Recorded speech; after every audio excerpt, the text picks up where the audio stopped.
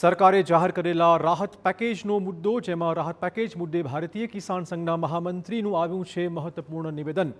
ભારતીય કિસાન સંઘ ખેડૂતોના પડખે છે, કહ્યું છે આર કે પટેલે।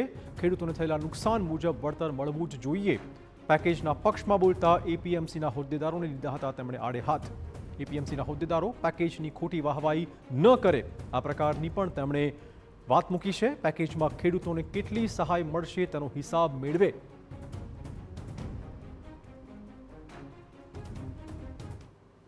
આપણા ખેડૂતોને શું મળવાનું છે એની વ્યાખ્યા શું તમને ખબર છે?